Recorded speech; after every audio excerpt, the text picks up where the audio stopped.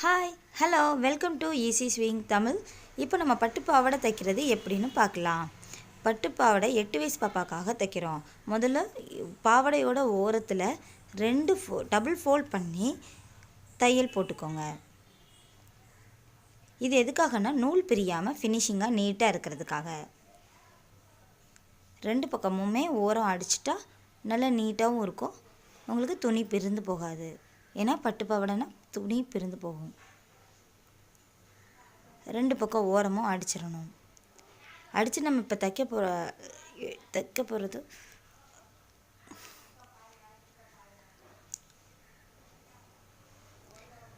8 வயசு பாப்பாக்காக பாவாடை தைக்கிறோம். ஸோ பாவாடையோட மொத்த அளவுலேருந்து பாப்பாவோட அளவை மைனஸ் பண்ணிவிட்டு மீதி உள்ள அளவை டக்கு பிடிக்கலாம்.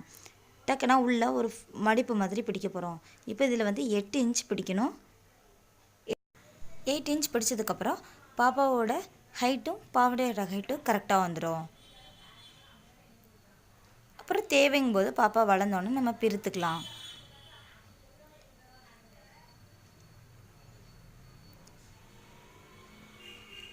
இந்த பட்டு பாவாடை தைக்கிறதுக்கு பாப்பாவோட உயரமும் இடுப்பு அளவும் மட்டுமே போதும்.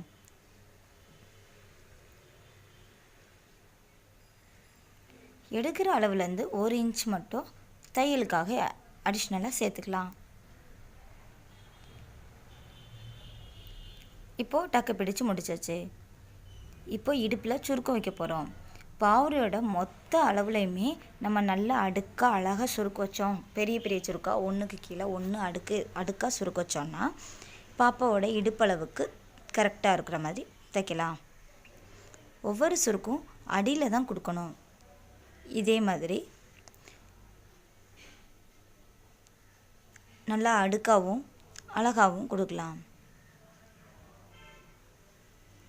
ஒரே மாதிரியான சுருக்கம் வைக்கணும். வச்சோன்னா இந்த மாதிரி வந்துடும். பாப்பாவோட இடுப்பளவு 14 இன்ச் இருந்தது. 1 இன்ச் தையலுக்காக எக்ஸ்ட்ரா 1 இன்ச் சேர்த்து 15 இன்ச் வச்சுக்கலாம்.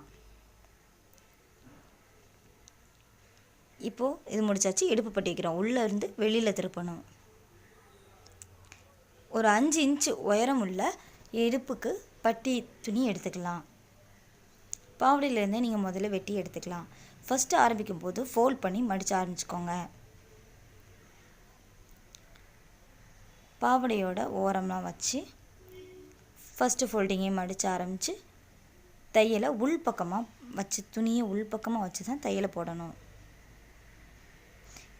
அப்படி உள்பக்கமாக போட்டால் தான் இந்த துணியை நம்ம திருப்பும்போது வெளிப்பக்கமாக திருப்பி பார்க்க முடியும். வெளிப்பக்கமாக திருப்பும்போது ஃபினிஷிங் நீட்டாக இருக்கும்.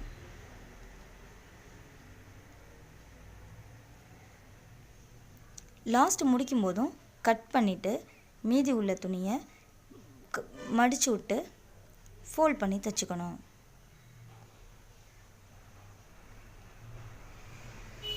இந்த மாதிரி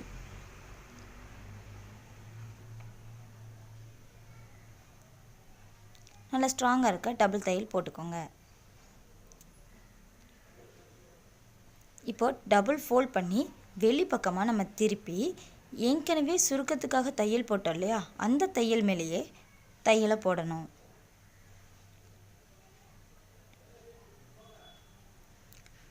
இடுப்பு பட்டி நல்லா இழுக்காமல் சுருக்கம் வராமல் நல்லா நீட்டாக மடித்து வச்சு தைங்க.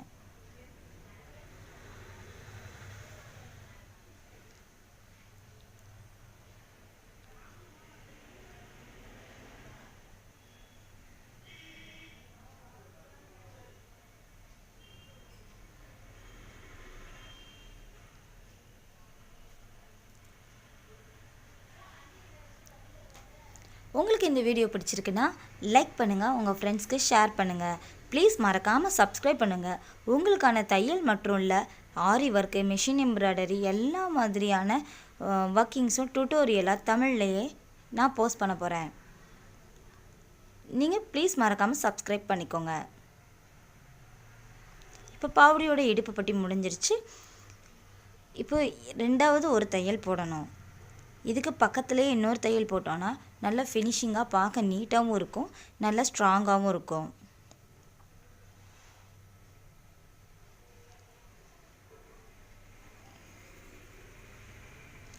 இந்த மாதிரி 2 தையல் அடுத்தடுத்து ஒரு 1/4 இன்ச் கேப்பில் போட்டுக்கோங்க.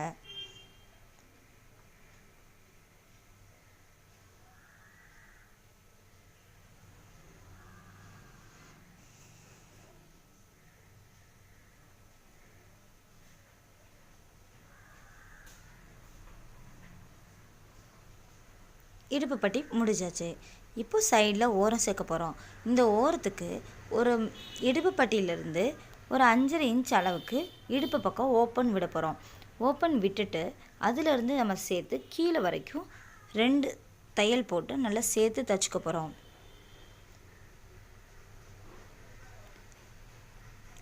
ஏற்கனவே இந்த பக்கம் 2 பக்கமே நம்ம ஓரம்லாம் அடித்து வச்சுருக்கனால நூல்லாம் பிரியாமல் ரொம்ப ஃபினிஷிங்காக இருக்கும்.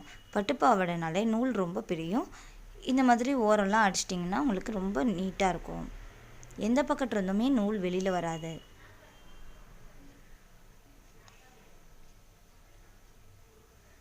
இப்படி நம்ம அடிக்கிறதுனால நமக்கு ஓவர்லாக் தேவைப்படாது. மடித்து அடிக்கலைன்னா ஓவர்லாக் போட்டுக்கலாம். எப்போவுமே சேர்த்து தைக்கும்போது 2 தையல் போட்டுக்கோங்க. அதுதான் நல்லா ஸ்ட்ராங்காகவும் இருக்கும். இப்போ பட்டுப்பாவாடை 8 வயசு பாப்பாவுக்கு ரெடி ஆகிடுச்சு.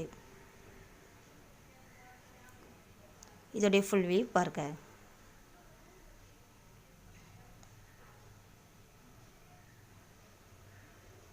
ப்ளீஸ் சப்ஸ்கிரைப் பண்ணிக்கோங்க, லைக் பண்ணுங்கள், ஷேர் பண்ணுங்கள். தேங்க்யூ. பாய். நெக்ஸ்ட் வீடியோவில் பார்க்கலாம்.